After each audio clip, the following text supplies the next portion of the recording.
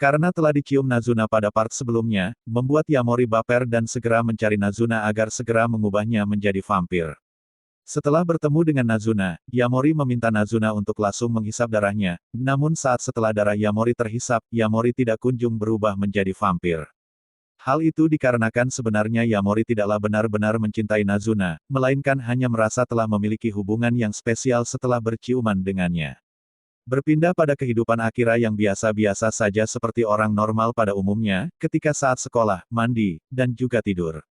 Namun pada malam itu, Akira mengalami insomnia dan memutuskan berangkat lebih awal daripada hari-hari sebelumnya.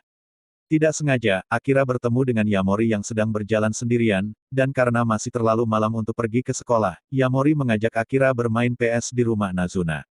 Selesai setelah lelah bermain PS, Nazuna mengajak mereka berdua tidur bersama. Merasa tidak lazim jika saja terdapat dua orang wanita dan seorang pria tidur dalam satu futon, Akira memilih untuk langsung berangkat sekolah. Namun karena di luar sedang hujan lebat, terpaksa ia harus tetap tinggal dan menunggu hujan reda terlebih dahulu. Akira juga bertanya pada Yamori, tentang dirinya yang dengan sukarela memberikan darahnya untuk Nazuna. Yamori mengatakan bahwa sebenarnya ia ingin menjadi vampir, dan syarat agar Yamori berubah menjadi vampir, ia harus digigit oleh vampir dalam keadaan mencintai vampir tersebut. Pada akhirnya mereka bertiga terlanjur tidur bersama dan membuat Akira terlambat pergi ke sekolah. 人は一日に満足するとよく眠れるのさ。満足できたかい？ Saat malam hari, Nazuna pergi ke tempat pemandian air panas. Di sana Nazuna meminta tolong pada penjaga pemandian tersebut untuk memanggilnya, jika saja jam yang ia titipkan tiba-tiba berbunyi. Ah, そんなとこ。ほんじゃ頼むね。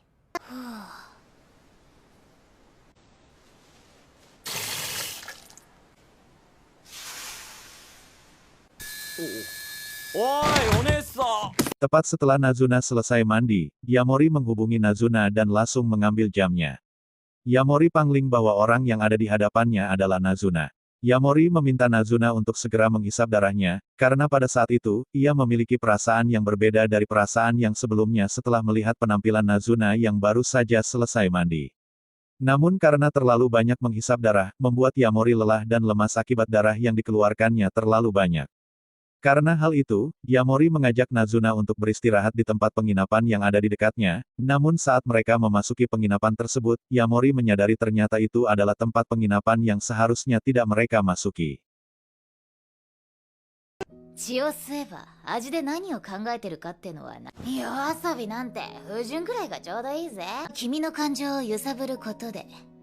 こういうとこってエッチなビデオが見れるはずだから。 Di lain sisi, ternyata Nazuna memiliki pekerjaan sampingan, yang ternyata ia juga memiliki bisnis layanan tidur. Di sana Yamori ditawari beberapa paket layanan, dan Yamori memilih paket layanan pijat original dan bukan yang aneh-aneh. Ternyata Nazuna memang benar-benar ahli dalam memijat, dan memberikan pelayanan yang memuaskan terhadap kliennya, terbukti dari raut wajah Yamori yang terlihat sangat menikmati pelayanan yang diberikan. Saat mendapatkan kesempatan, tiba-tiba bel rumah Nazuna berbunyi, dan ternyata itu adalah pelanggan setia Nazuna. Karena capek setelah memijat Yamori, Nazuna menyerahkan semua urusannya kepada Yamori, dan berjanji akan membayarnya setelah Yamori selesai bekerja. Dia adalah Shirakawa Kiyosumi. Kiyosumi adalah seorang pemuda 24 tahun yang bekerja di suatu perusahaan, namun karena tekanan dari bosnya, membuat ia tidak betah dengan tekanan pekerjaan dan sering kali membuatnya kelelahan. Terlihat Yamori masih sangat muda dan menanyakan umur Yamori. Setelah mendengar jawaban Yamori, Kiyosumi terkejut karena usianya yang masih terlalu muda untuk bekerja. Yamori dan Kiyosumi saling mencurahkan isi hati mereka, karena mereka merasa memiliki permasalahan yang hampir sama. Hal itu membuat Kiyosumi mengingat permasalahan yang sedang ia alami di kantornya, dan membuatnya menangis secara tiba-tiba. Tidak lama setelah itu, handphone Kiyosumi berbunyi, yang ternyata itu adalah bosnya yang menelepon, dan menyuruhnya segera masuk kerja meski masih jam 2 malam. Yamori melarang Kiyosumi masuk kerja karena ia tahu hal itu menyiksa batin Kiyosumi, dan meminta Nazuna untuk mencegahnya keluar dari ruangan, dan melanjutkan sesi pemijatan yang masih belum selesai. Dengan brutalnya, Nazuna melempar Kiyosumi keluar melalui jendela dari ketinggian yang cukup tinggi. Hal itu membuat Yamori terkejut dan langsung menangkap Kiyosumi disusul Nazuna yang menangkap mereka berdua. Yamori membujuk Kyosumi agar ia mau dijadikan vampir olehnya setelah dirinya menjadi vampir, karena dengan menjadi vampir, tidak perlu memikirkan urusan dan permasalahan mereka sebagai manusia, dan dapat dengan bebas melakukan apa saja yang ia inginkan. Kyosumi menganggap semua omongan Yamori tentang vampir hanyalah candaan semata, dan meninggalkannya dengan senyuman. Setelah kepergian Kyosumi, Yamori dan Nazuna pergi ke suatu tempat untuk menghabiskan sisa malamnya yang panjang. Namun karena terdapat beberapa hal yang membuatnya kurang nyaman, mereka memutuskan keluar menjauh dari kerumunan banyak orang dan pergi ke tempat yang lebih tenang. Saat berteduh di bawah derasnya hujan, tiba-tiba Yamori dihampiri oleh seorang gadis SMA yang biasa dipanggil Kikyo. Kikyo menggoda Yamori dengan menawarkan tubuhnya bersama dengan kedua melonnya yang begitu besar kepada Yamori, namun Yamori menolak tawaran itu sambil mengamati secara detail motif melon miliknya. Kikyo yang semakin tertarik dengan sifat Yamori, sengaja memancing Yamori agar ia mengikutinya ke tempat yang jauh dari keramaian. Rupanya tujuan Kikyo mengajak Yamori ke tempat yang jauh dari keramaian adalah untuk menghisap darah Yamori, karena sebenarnya ia adalah seorang vampir sama seperti Nazuna. Nazuna yang menyadari rencana Kikyo langsung menyerangnya tanpa ampun dan berusaha menyelamatkan Yamori, namun ternyata ada satu vampir yang tiba-tiba muncul di belakang Yamori, dan membawanya pergi menemui rekannya yang lain di markas para vampir. Nani hito no emono ni te dashiten da? 特定の人間とつるんでるバカがいるってよ。ダメだろ、ちゃんと子作りしなきゃ。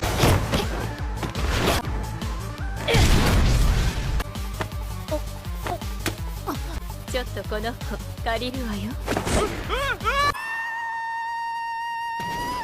Yamori disuruh memilih salah satu wanita di antara mereka yang nantinya akan merubahnya menjadi vampir, namun Yamori tetap kekeh untuk tetap setia pada Nazuna, dan mengabaikan semua wanita yang membujuknya. Kedatangan Nazuna ke sana adalah untuk menjemput Yamori, namun sebelum pergi, Nazuna dimintai kejelasan tentang hubungannya dengan Yamori. Mereka tidak mengizinkan Nazuna bermain-main dengan manusia, karena akan sangat berbahaya bagi mereka, jika membiarkan manusia yang tidak jelas identitasnya mengetahui seluk-beluk para vampir. Yamori menjelaskan kepada mereka, bahwa sebenarnya dirinya dan Nazuna telah memiliki sebuah perjanjian, di mana Nazuna akan membantu Yamori menjadi vampir meskipun bertahun-tahun lamanya, namun dengan syarat, Yamori harus mengizinkan Nazuna menghisap darahnya kapanpun ia mau. Namun rupanya manusia tidak akan pernah bisa berubah menjadi vampir, setelah 1 tahun sejak pertama kali manusia digigit oleh vampir. Hal itu akan menjadi permasalahan yang sangat besar, dikarenakan jika Tatsumi tidak segera berubah menjadi vampir, ia akan dibunuh, karena akan sangat berbahaya jika manusia mengetahui keberadaan vampir. Di sekolah, Akira dikejutkan oleh seseorang yang tidur di tengah jalan, dan rupanya orang tersebut adalah Mahiru, teman masa kecilnya dulu.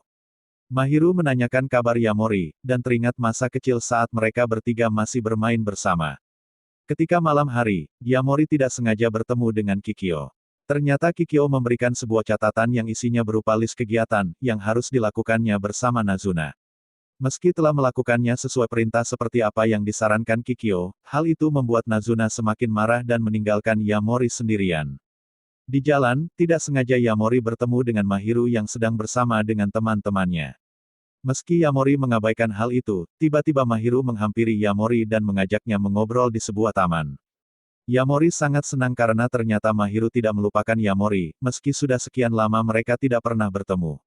Di tengah pembicaraan, tiba-tiba Akira datang menghampiri mereka, dan mulai membicarakan tentang kesehariannya masing-masing.